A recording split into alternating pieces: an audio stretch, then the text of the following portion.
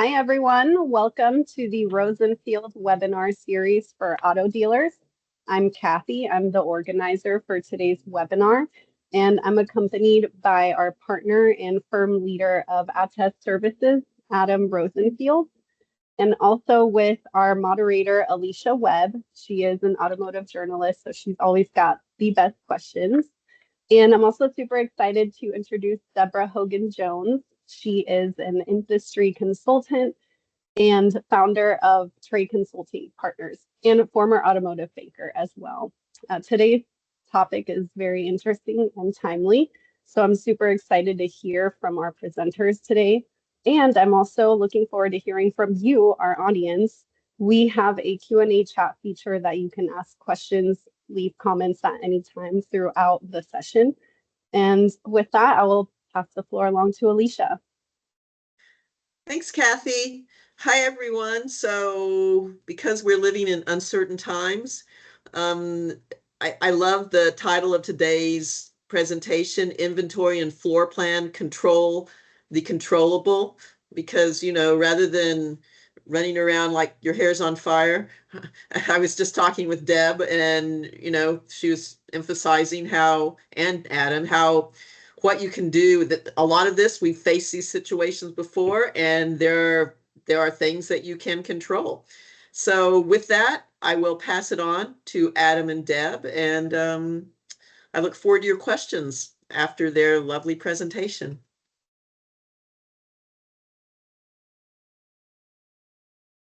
Thank you, Alicia. Thank you, everyone, for joining today. As I kind of alluded to, we're about to head into some unpredictable times, which seems to just kind of be the trend for this industry the last couple of years. So some of the things we'll talk about, we'll definitely touch on some of the unpredictability, but the main thing, like Alicia said, we're going to try to talk about what we can control, because that's all you really can do during this time. Excited to be talking with Deb today. And yeah, so we'll just be going through everything. Deb, you want to start off on the first topic? Sure. Kath, you could move it probably to the timeline slide. There's a number of things that we're going to go through. We don't need to list them out. And as we're talking, I encourage everybody to ask the questions, raise your hand. It's fine if it happens during the presentation. This first slide, really, we want to talk about what we've been through. I've been in the business for 35 years, and I wasn't here for 1929. I've heard about it, but what I can absolutely focus on, if you look at 81 to now, there's a multitude of things that have happened. Some of them you could see coming, some of them you could feel coming, but the ones I want to just at least focus on for now is, 2009 cash for clunkers. It was messy.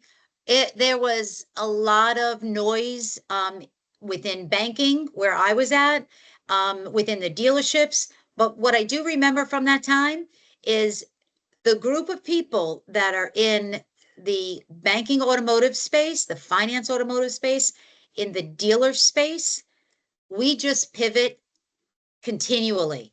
We consistently wind up looking at what is happening in front of us today. We can look at what we think might happen, but we pivot to exactly what's happening now. What do? We sold an enormous amount of pre-owned cars back in 2009. We all made money. Then we moved on.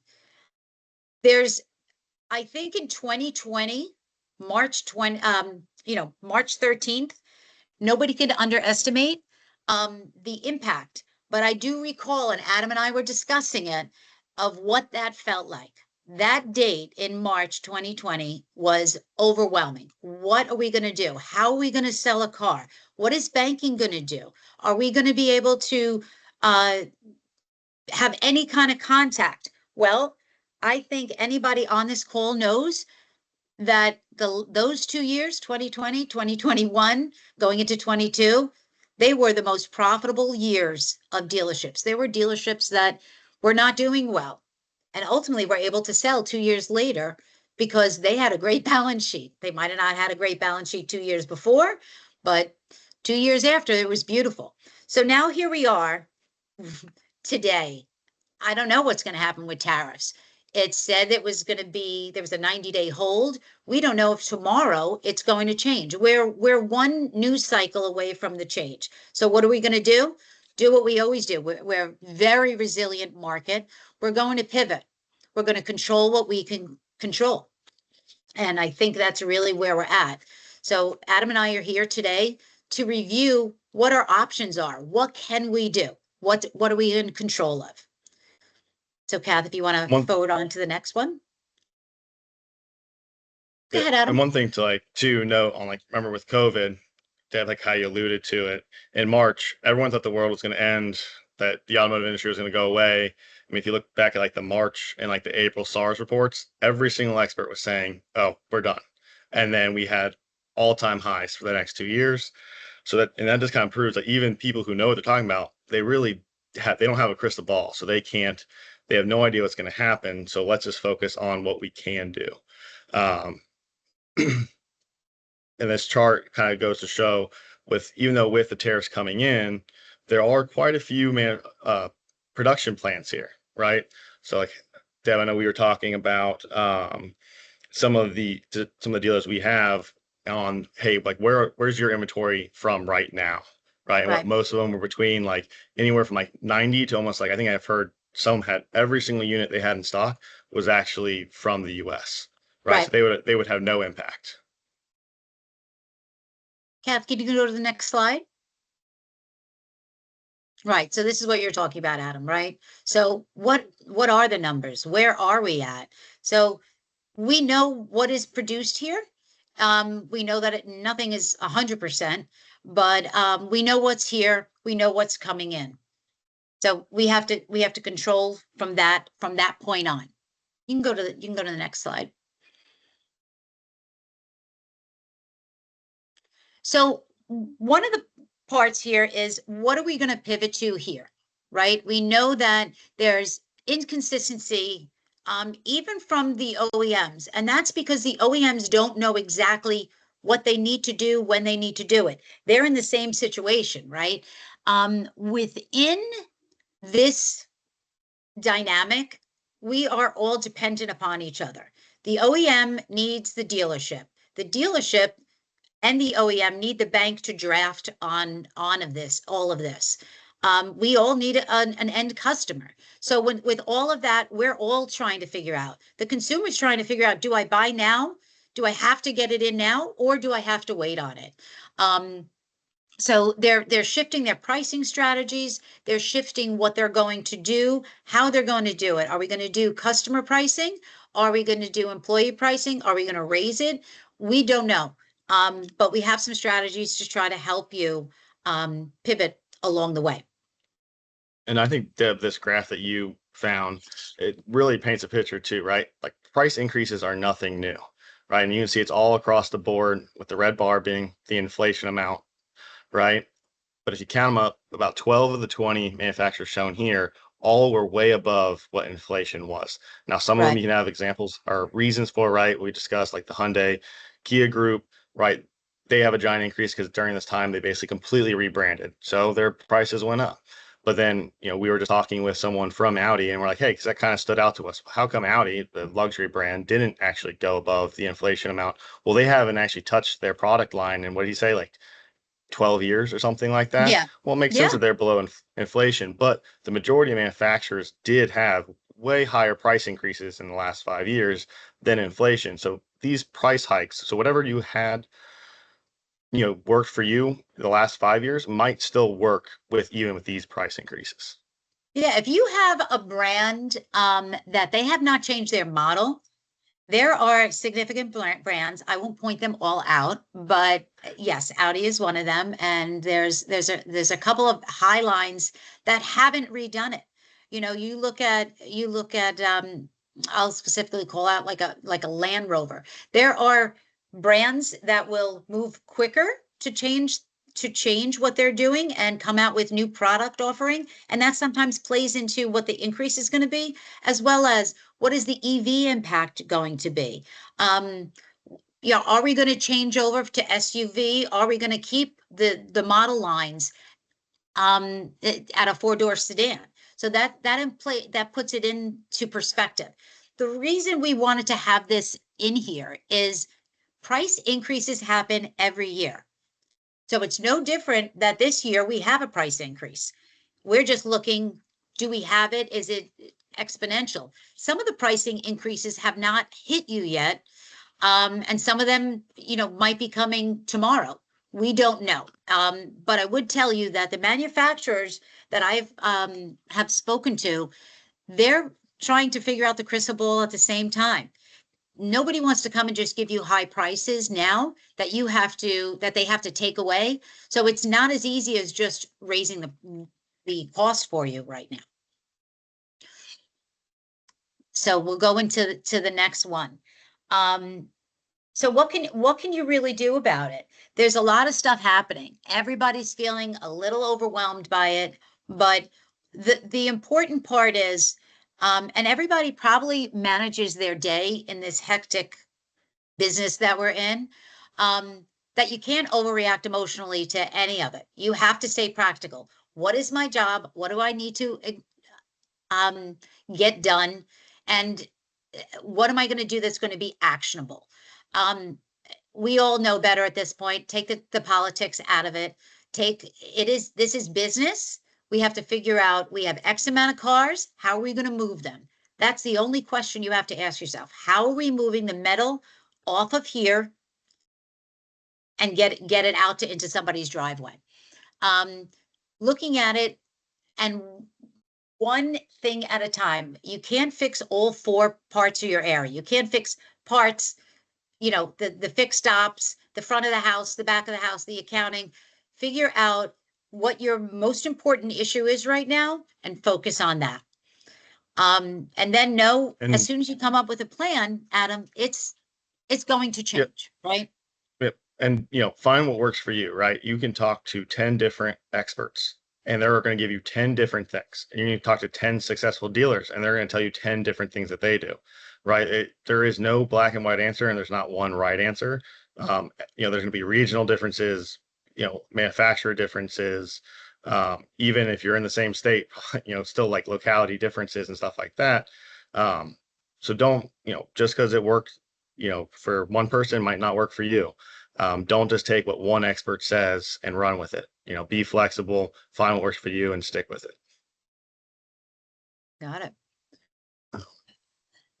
As we're talking about this, Adam, when you look at just the inventory management and the core profitability of a dealership, what winds up coming to mind is, again, how we're so intertwined.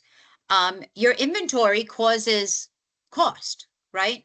I know in the New York area, there are dealers that if a manufacturer drops 10 cars, it's a problem.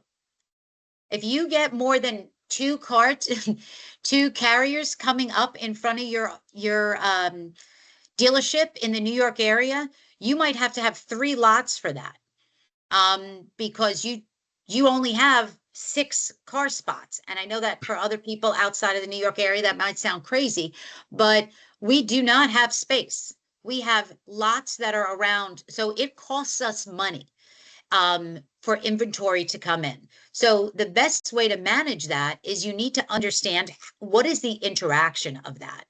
So when you look at your floor plan and your inventory, it's so interdependent, right? Floor plan is just a cost of doing business. Inventory is is your asset to move it along. So when Adam and I look at this, and we have a lot of clients together and separately that say, well, how can I reduce my costs? How can what can I look at? And when we look at inventory specifically, you got to look at it as multiple options.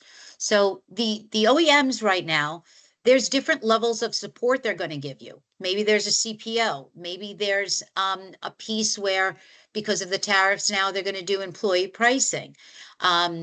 Maybe there's, during COVID, we had lease and retail deals so close that you couldn't move them in the same way in a heavily leased area. Now you're in a retail market. It was unnerving. But Adam and I have discussed over the years actually some different ways to move your inventory around. So you shouldn't right now have an inventory over 60 days. Because the way that the manufacturers are trying to target the tariffs, some of them are not, I don't want to say pushing, but some of them are not as excited to move the inventory forward to you because it's not here and they don't know exactly how they're going to manage through some of the tariff costs. So if there is stock, any stock that is over 60 days, you have to start, if it's not coming naturally through the sales cycle, you have to say, if I have other stores that regionally, again, I'll go back to either a Florida or New York scenario. Does a pickup truck work better in Suffolk County or in another county than it does in the middle of the North Shore of Long Island? There's regional differences in a very short period of time that would help you. Yep. That's just kind of going looking at your inventory too, right? Like, hey, if my best 5 selling models are X, Y, and Z, but they're the lowest percentage of the inventory I have in stock, that's just, you should be questioning that, right? Like, why am I, especially on the used side, where like, hey, how come we're taking so many of these used cars or purchasing these cars, accepting them as trade-ins? We know we can't sell these cars. Why are you even taking them? Or if you are taking them just to get the deal done, just to wholesale them immediately, right? Just get them off, especially if you're putting them on floor plan, because as you alluded to earlier, the floor plan eats at your costs, right? And even on the new side, there's a lot of manufacturers out there. They invoice you immediately, right? Like the clock is already ticking. It is on your floor plan, and you probably might not even get it for a month or two. And a lot of times you won't even consider. It's like, well, I've already accrued some interest, right? And that's not even being looked at. But yeah, the turning it quick is super important. I would say that the best policy we see from the used side is like 45 days up and out.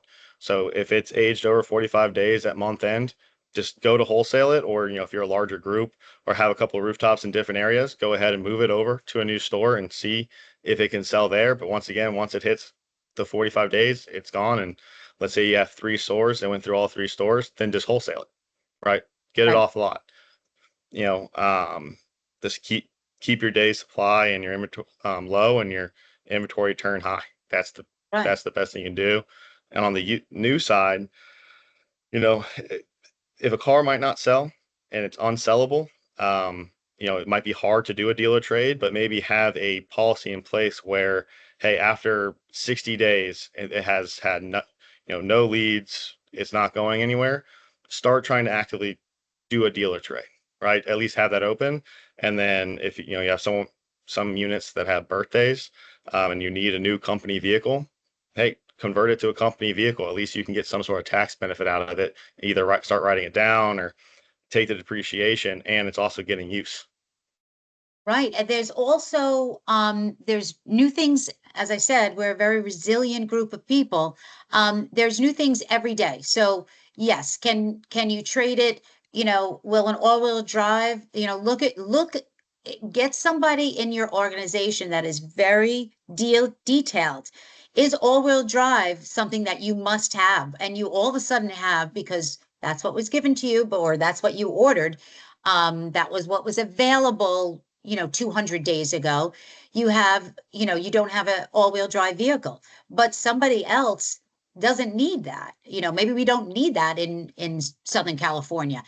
Try to figure out where the holes are, look at the inventory and spend the time. It's not rocket scientists. What we know is there's somebody that's going to buy that vehicle.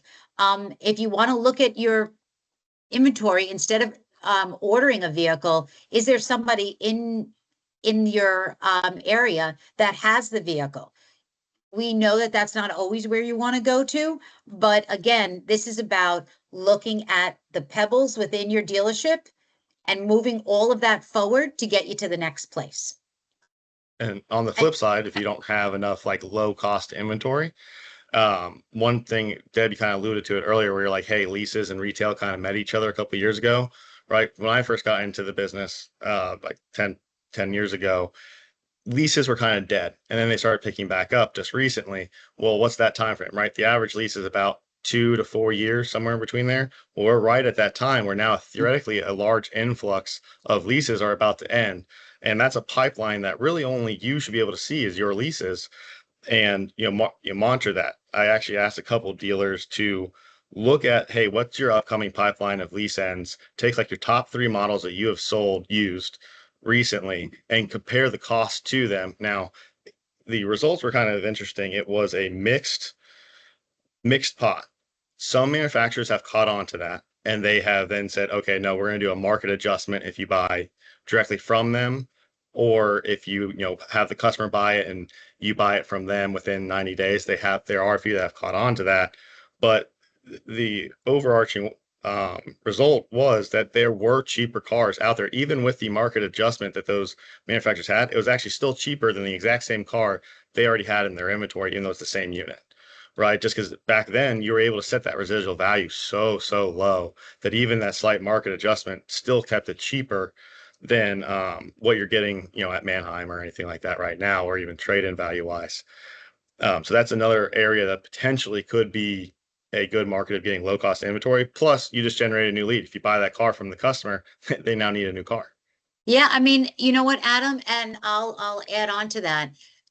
Selling out of the service lane Yep. is huge. There, every single time somebody pulls up into the service lane, before they even come, and I know a lot of dealers that do this, a lot of groups do it very well. But again, when you start getting like a little fat, you forget about doing the basics that you had to do to get to where you are. Somebody's pulling in that service lane before that a person even comes through your door. There should have been a communication of what is their current lease or what's their current retail? Do we have something that would almost get them to the same payment? And I am painfully aware that the leases of 3 years ago, it's usually a 38-month cycle. The cars that were here 3 years ago, the pricing is different. We have a different environment. But every service person, you should know what the possibility of upselling and getting them out of that car into a new car and then wholesaling the other car.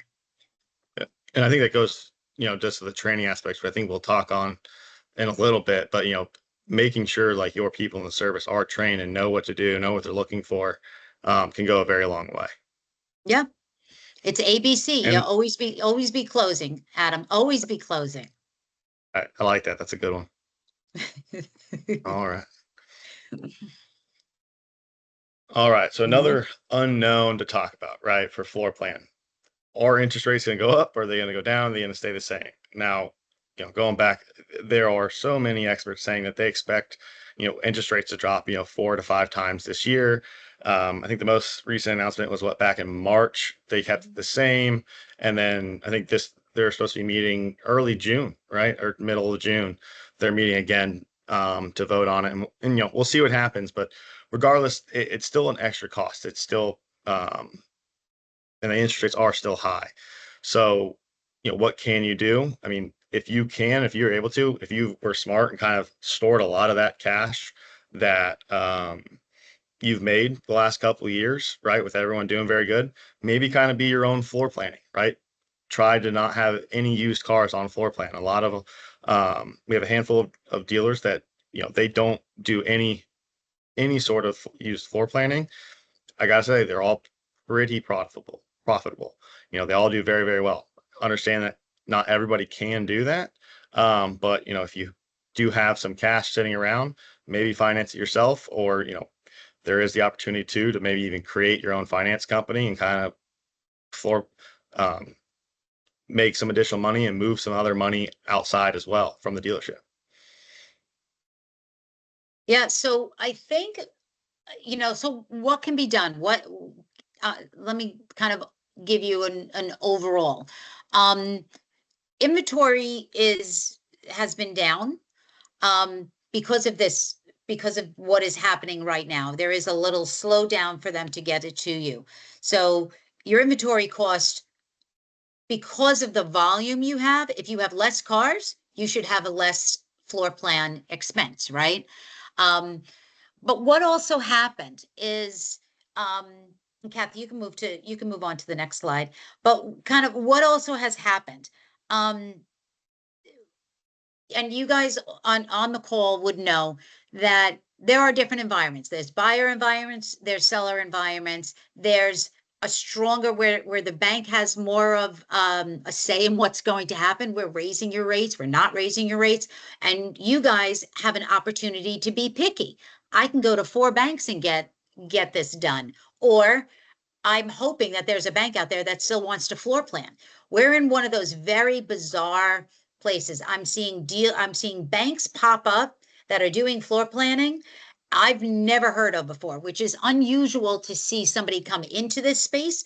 It is not a good space to dip your toe in if you don't understand floor planning as a finance company. It is not something for the novice, for sure, because there's too many assets and it's millions of dollars. But the lenders, I don't know if tightening is the right word, but there is more belts and suspenders on floor plan lending right now. And that's just because based on the environment and because banks can do that, right? The biggest thing that they're going to be looking at, and I talk about this in my firm. I talk about it with Adam, with clients in Rosenfield when we're collaborating together, is when there's either a buy sell or a merger acquisition, or there's just a dealer going, I just got a note saying I need to fix this, otherwise I need new floor plan. Can you find us floor planning? Those are the kind of conversations that Adam and I spend a lot of quality time on. And we work with, both sides of our clients to try to say, what can you do to make sure that you're in good standing? Either you're looking to sell it, you're looking to buy it, or you just want to fix a couple of things. There's a couple of things that are going to always, a bank is always going to be looking at. A bank wants to know, first and foremost, there is a huge reputational piece behind it, but they want to know, where is your liquidity? Do you have the money, the liquid money to buy something? That is one of the number one things that they're going to look at.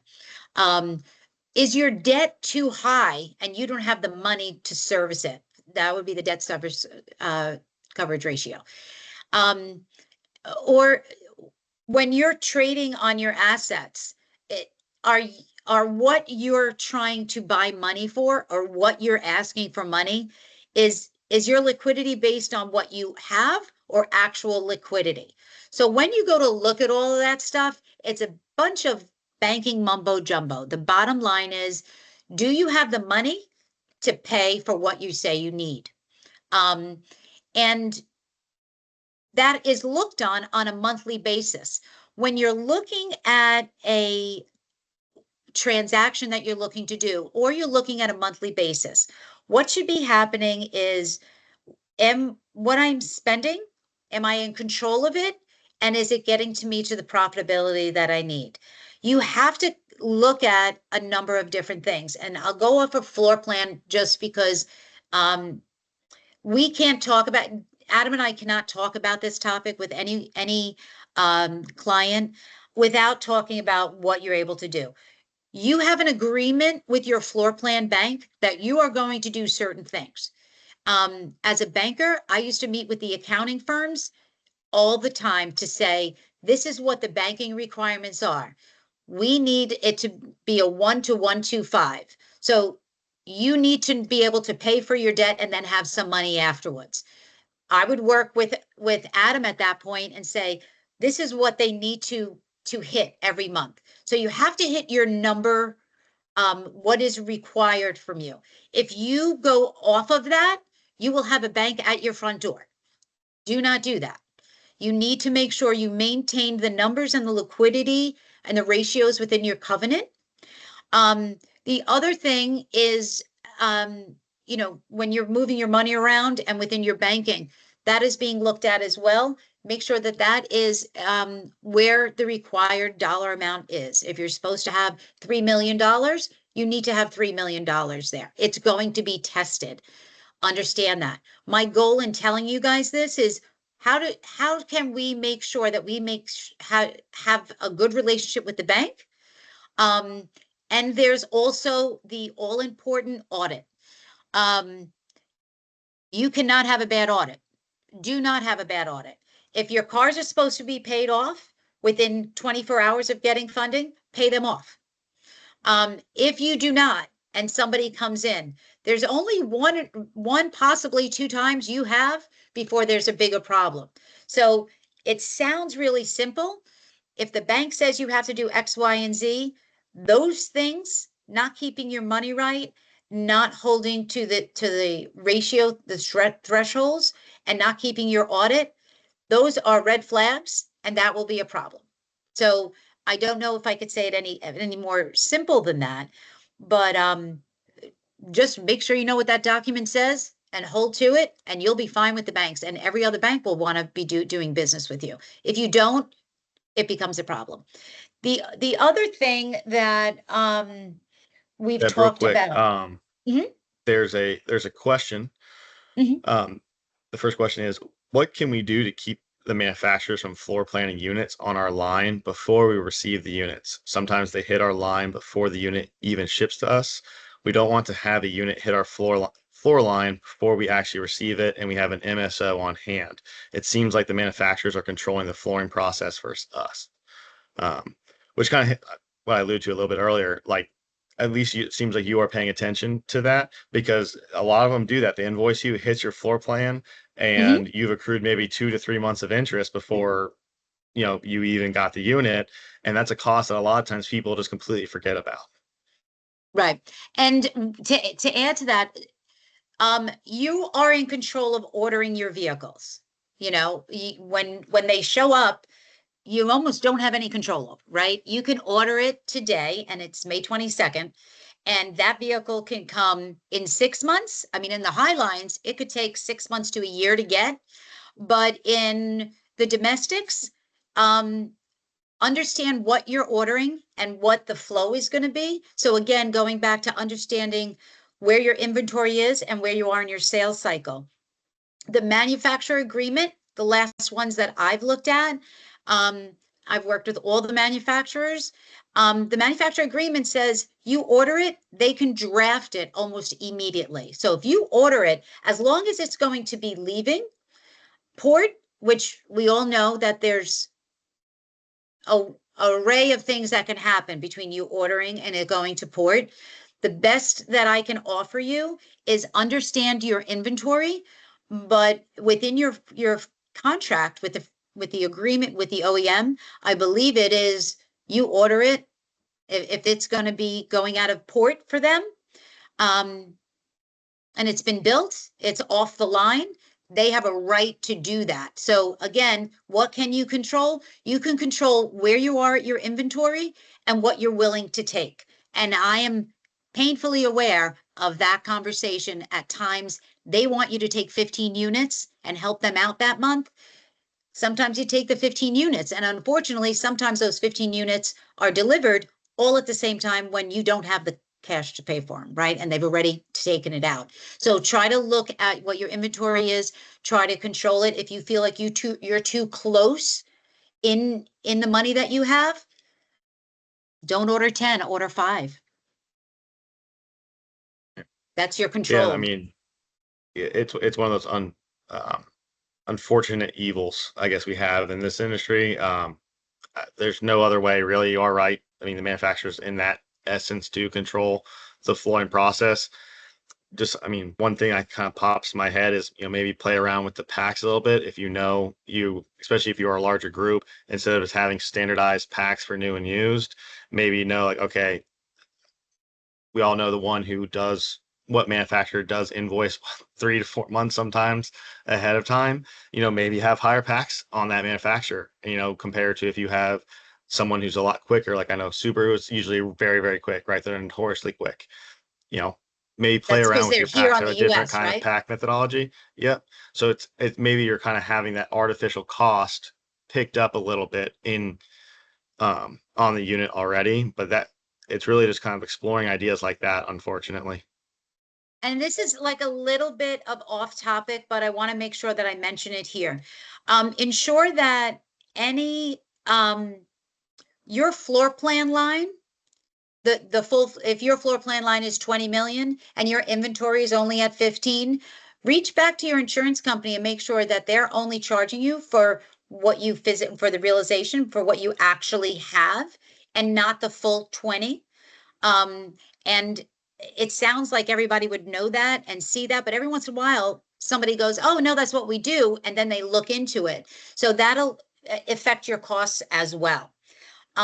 One thing that Adam and I go back into is, again, what can you control? So the floor plan, there is a set amount of things that you have to do, right? So we have to make sure that we're managing to that. But what you do have control over is, and I'm saying this lightly, but you do have control over your F&I.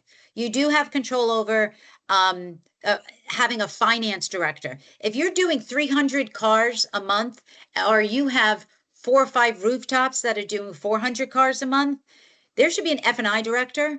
There should be a training. There should be an incredible teamwork that is happening. You know, we need to make sure that every turn is going to be worth a lot more than it was, you know, a year ago. So know where the control is of what the F&I desk is doing. Is there a director that knows where to place it so it's getting the best dollar amount, the best grosses in the end? That is something right now. Make sure they're trained. Make sure there's inventory control. Make sure that the finance desk is making the most out of a deal. And listen, there's a sweet spot there, right?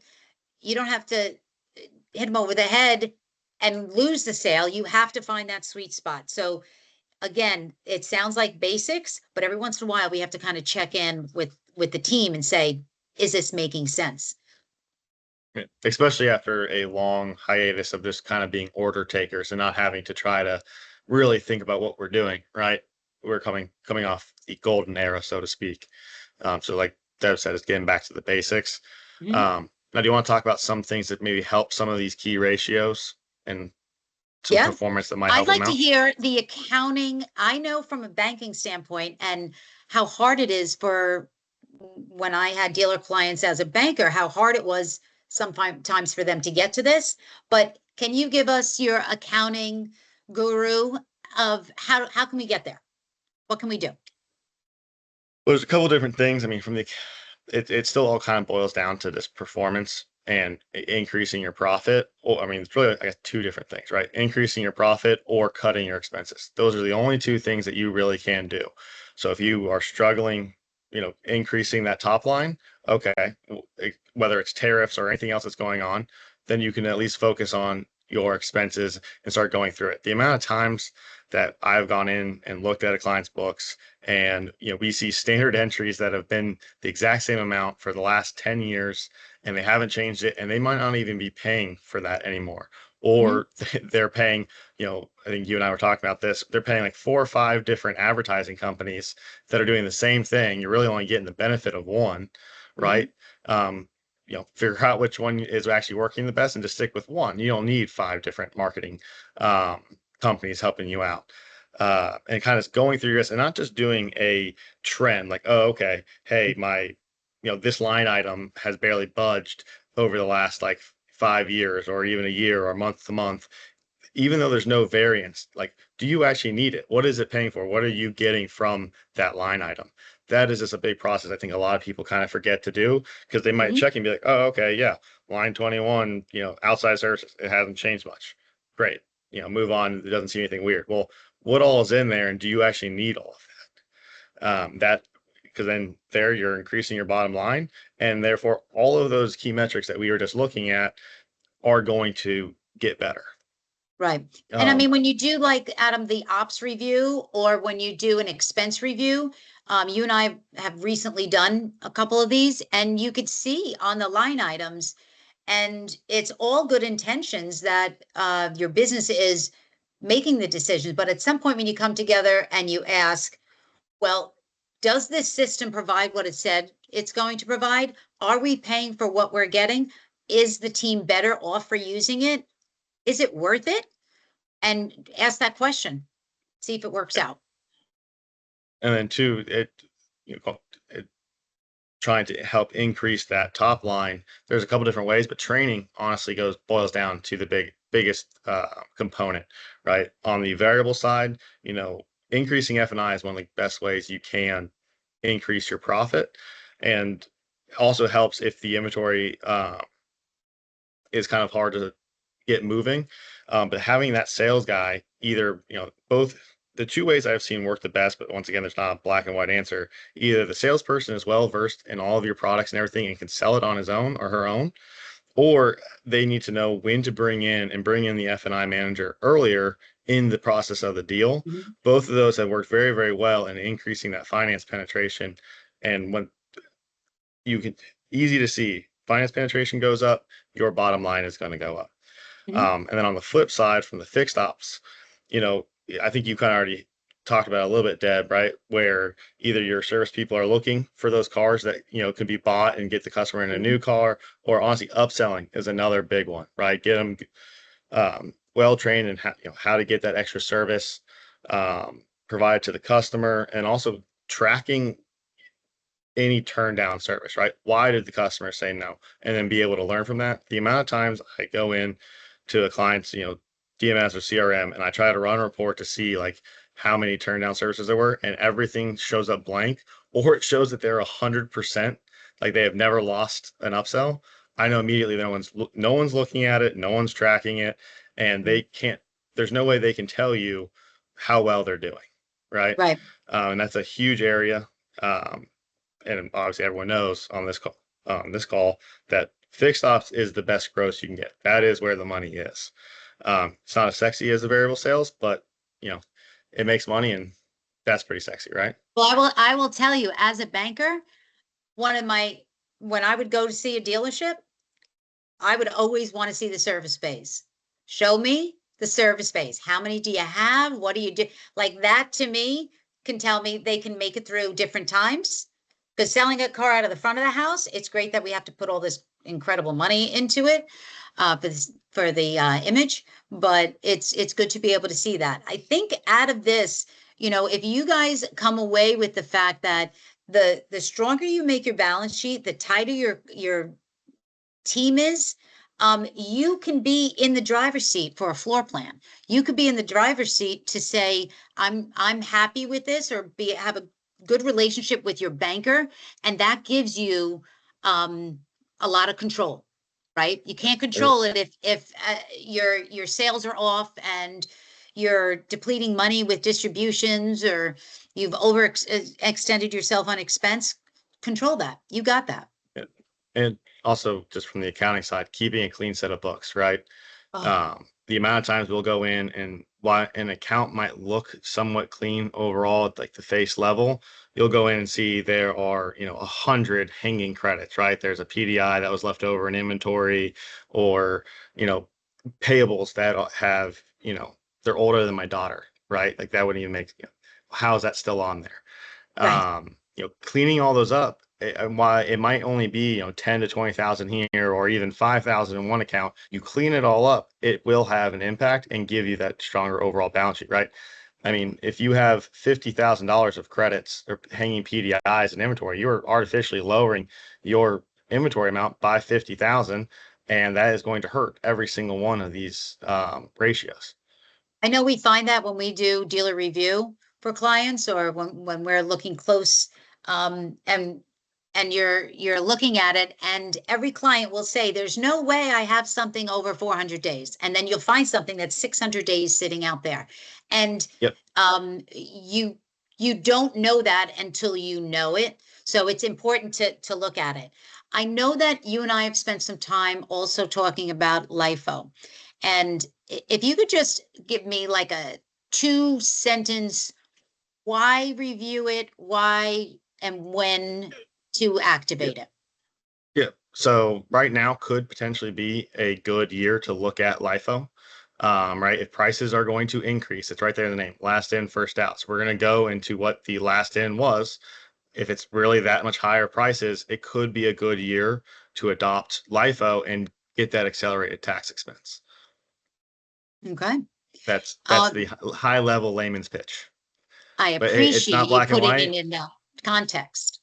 Yeah, it's not black and white, and it might not work out for everybody, but it could be a good way this year to get some additional tax expense. Yeah, I know during COVID, there were certain clients that it was really good to do it then, not do it then. So make sure you're talking to Yeah. your accounting firm, your accounting team on when Yeah, to do it it. Are you was the right candidate? a lot of people actually got off LIFO at that time too, because if you're already Hmm. gonna have huge incomes, might as well get off of it.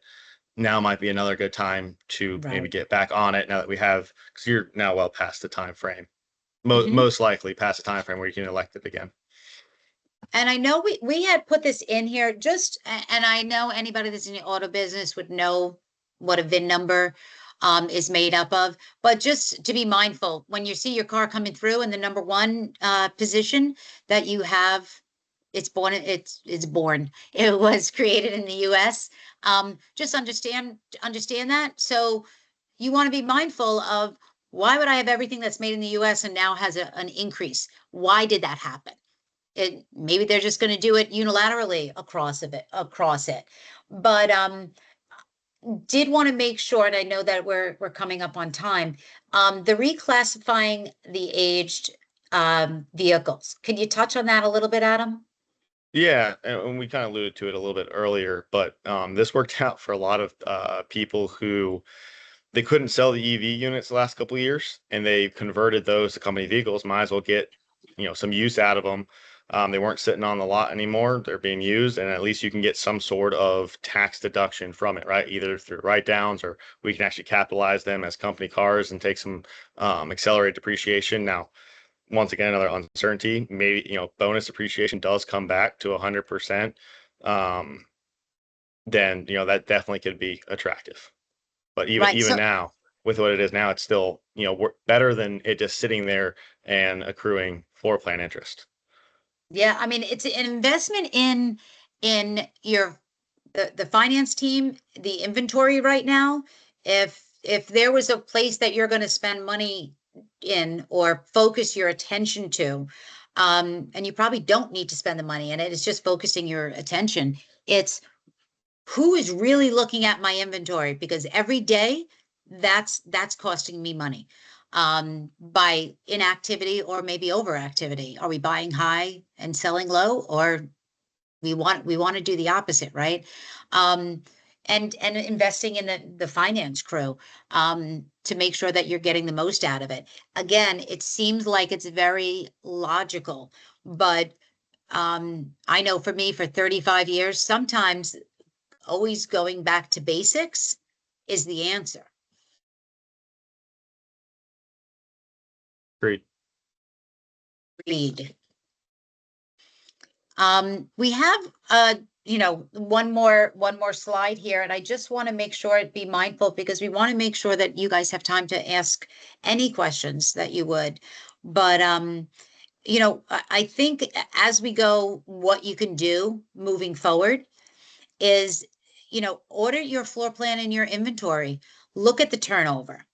um it is very important that your accounting is up to date, and you know what's going on in it. Looking at what I have learned as a banker and now dipping my toe into the accounting world as well, is that sometimes the financial statement, that next level underneath it, is really a little bit more telling. So going into the accounts, it's an important thing. So getting a real clear understanding from a floor plan perspective, what's going into your financials and what you're providing.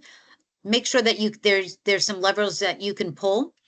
Um, Understand that the regional differences, partner up with other dealerships that are in similar situations and that are a couple of states away. If in your 20 groups or however you have to do it to understand how to stay nimble. And I know one thing I think we actually skipped over on the floor plan side too was curtailments, right?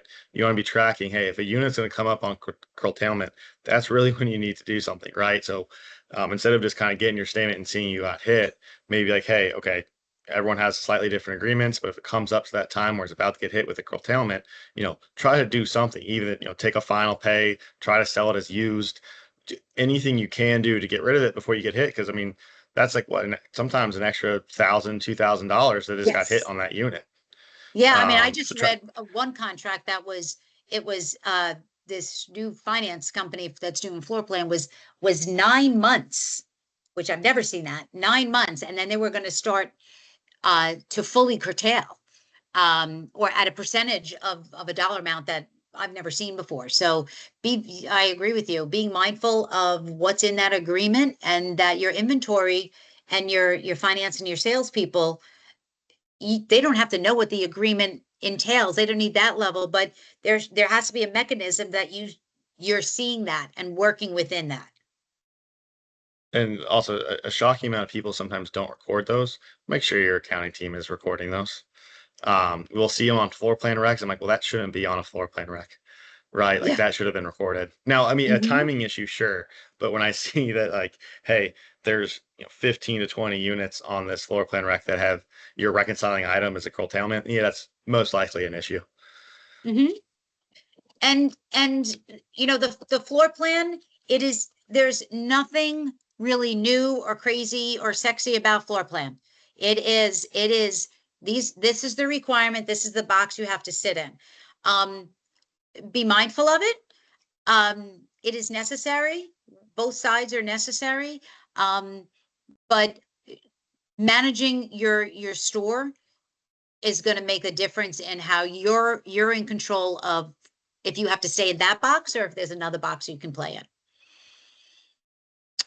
And I think overall, from a tariff standpoint, Adam, I think we're back in the same place that we would have been in March of 2020 or in 1987 or in September of 2008. You don't know, but there is no other business I've ever seen that is more nimble and will figure it out. We are all here to be able to support anything that you guys, any questions that you have. And I'd actually like to hear from you guys of if there's any questions from you that we can help you with. I have a question. I always have a question. Thanks so much, guys. I love it that you're like, oh, we know so much. Let us impart this knowledge to you. But something stood out to me, Deb, is you talked about how there seem to be different companies coming into the floor plan segment. Yeah.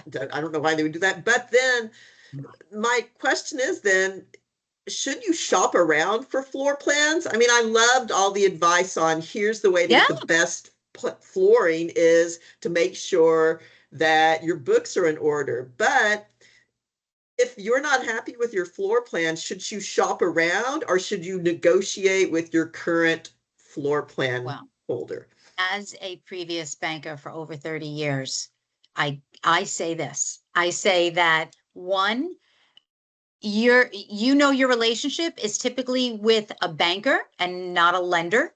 That banker works really, really hard to make sure that you're getting what you need. That is my experience with the bankers that I've always worked with. They're there for you, right? So you have to work together. It is a partnership.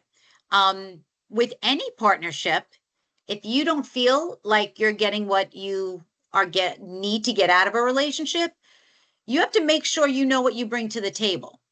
So what Adam and I are talking about today is know what you bring to the table. If you're an SOT, if you're sold out of trust and you're not paying off and you're floating your money, it is probably not the time that you should be in the driver's seat moving a floor plan.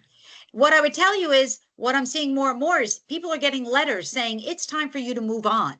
And then I'll get a call, Adam will get a call, and we'll get can you guys help us find a new floor plan? And then we look at a balance sheet that is insane. And we go, okay, this is what we need to fix. This is how you would work that. And then you have something of value. So yes, you could always go out and look, but know what you bring to the table. And, getting a sharper eye, Ab and I looking at something like that, we could tell you what's going to happen before you even go there. So yes, always, you can always shop around, but just know what you bring to the table. Thanks. All right. We're people on this call. Come on, guys. I know y'all have questions. I saw that Jen noted that you could what did Jen say? Suggest applying for additional floor plan assistance if the manufacturer provides it. Do y'all see that happening a lot? Additional floor plan assistance? I haven't seen that in a while. The additional floor plan assistance that was happening. That typically happens when you have an enormous amount of vehicles coming at you, and manufacturers right now, as I said, there's times when people are in the driver's seat. So if there is floor plan assistance, pay very close attention till final pay. If they're saying that the money is going to go by June 1st, you better do something with that vehicle. You have 5 days to do something, do it. So just pay attention. And we all know that the OEMs, they'll pivot along the way. Just be mindful of it. Yeah, But I if they haven't get seen the it floor much, plan but assistant, do it. yeah, I was like, I haven't seen it much, but I mean, I guess it never hurts to ask. You just have to be mindful of the strings attached. Yeah, I guess. mean, there's nothing given away for free. There is always going to be, we're doing this. It's not called show friends, it's show business, right? It's Yeah. business is being done every single day. And you're dealing with a lot of people trying to supply their own needs. So from your perspective, if you can ask for it, I would ask for it. You might have to take 350 orange cars that are front wheel drive in Maine, but if you can get it, and that's what you need to get it, and you know that somebody likes those cars over in California, you're going to have to make that decision. Yeah. Yeah. Anybody else? I saw Ken was, I think y'all He just said- I think touched on Ken's. Yeah, special circumstances. You might have to reiterated it. you might have to take those orange cars to, we love orange cars here in California. You do. That's why the Baja sold so well there, but not so well in Maine, Yeah. right? That's what happens.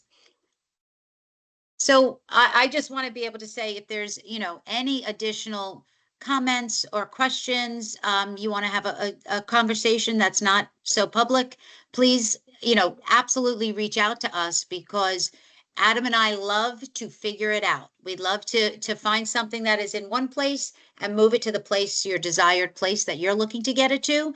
And it's very rare right now that there's something we come across that when we look at it, either on a financial statement or when somebody says it, that we don't go, we know what's happening. We know where the genesis of that problem is. So please let us spend some time with We you just guys. got a question from Scott. Can you expand on how we might get a little more from the manufacturer for flooring the units early? Flooring a units for a lease?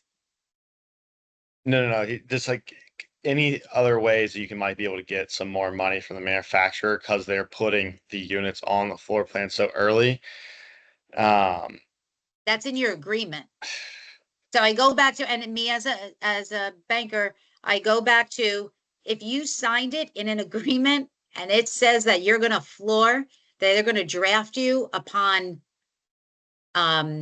it leaving their port or they're leaving the factory, you have to go back to what it says in the agreement. There's always worth a conversation with the manufacturer, for sure. I know a lot of them and they're great. But you have to go back to whatever that agreement is, because that's where the wiggle room is. Adam, have you seen anything different than that? Not really. The only other thing I can think of, and it has nothing to do with floor plan, but getting more money from the manufacturer, is make sure the last time you did your warranty rate increase. At least you can increase your rate you get from them. But from the flooring perspective, I mean, all you really can do is, I mean, maybe ask or maybe enroll in another. I mean, once again, it's separate from advertising, but they might have another opportunity from like an advertising plan and stuff like that, and you can get the additional like A&A from there. at least that'll be right there on the invoice, but you'll have to enroll in the program. And once again, you have to kind of consider all of the quote unquote strings that might come with that, right? How Deb alluded to, if you go and ask for the extra floor plan assistance and they say yes, and they give you all those cars that aren't going to sell, while your, per unit cost might go down a little bit, the amount of actual cost you've just now incurred for having unsellable cars on the floor plan as well is going to counteract any sort of gain you just had from that Right. additional assistance. I mean, Or you might have just signed up for a new image that you have to now do to your, be compliant dealership. with. Yeah. Well, I guess that there's a good way too. I mean, once again, not flooring, but making sure that you are hitting all of those manufacturer bonuses each month, right? Like be on tracking that. A lot of people sometimes don't. They might only be like 1 or 2 units away from hitting a certain threshold, and they had no idea. It would have been worth maybe selling a couple cars at a lower cost to get that Right. and get up into that higher tier of bonus. Once Yeah, the again, bonus I'm sorry, there's cash not is much huge. ways from the flooring side. I'll definitely think about it and try to get back to you if I can. But I mean, those are just other ways you can maybe get money from them, not exactly, for flooring though. Yeah, pay attention to what your agreement is as well with them getting your quarterly bonus. If 5 people are supposed to train, 5 people better train. So if that can't keep you from getting your money, if you have to sell 15 and you're going to do it at a loss, you have to weigh what the dollar amount is. Maybe this is the last, unless someone else has a question, but what y'all are talking about now touches on something I'm writing for someone else that I write for, and it has to do with what manufacturers might do to help their dealers out if we are going to face a sales downturn, a new car sales downturn because of tariffs. And I think that y'all have made it clear that whatever they do, it's not out of the goodness of their hearts, right? I mean, do you see that the manufacturers might do something to lend some assistance to their dealers, but then as we've noted, there are probably strings attached? I mean, do you see those things happening? I want to make sure that I'm just depicting how the business works. It's Right. business, right? But I know many people on the OEM side in the finance piece, there's nobody that I come in contact that is just transactional. They want a relationship, they want to make it right. But ultimately, they're now held with something that, they're getting cars from Germany, they're getting cars from Italy or China, and their cost of doing business is being tweaked. Right. It is a downstream impact, but I think that the people that are in all of the positions that you're touching, they want to see everybody doing well. You have to understand that that we're all so interdependent on each other. So let's figure out what we can do. I think all the conversation's good. I would go to my manufacturer and go, this is what we have. How are we going to make it better? Because they want to see it all work.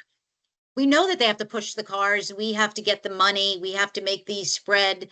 We all know that. But at the end of the day, we're all in it because it's really a vibrant business that has no 2 hours that are the same. And we're all crazy enough to kind of want to stick in it. And we like that energy. So I would say have the conversations, ask the questions. We're here, the OEM, the banks, the accounting firms, the lawyers, they're here because they like the business and want to see everybody profitable. Great. Do we have any other questions? We still have people on the call. I guess we were interesting. Y'all were interesting. I shouldn't include me in that. I don't know. I think it's time for Kathy to unmute. Oh, Kathy unmuted herself. I unmuted. Yes. Looks like we are at the end of our session. We went a little bit over, but I knew it was going to be an interesting one. So thank you all for asking your questions. Thank you, Adam and Deb and Alicia. I hope that everyone has a wonderful Memorial weekend, and we'll see you at the next webinar. Thank you all. Thank you. Happy Monday. Bye. Thanks, guys. Bye-bye. Awesome.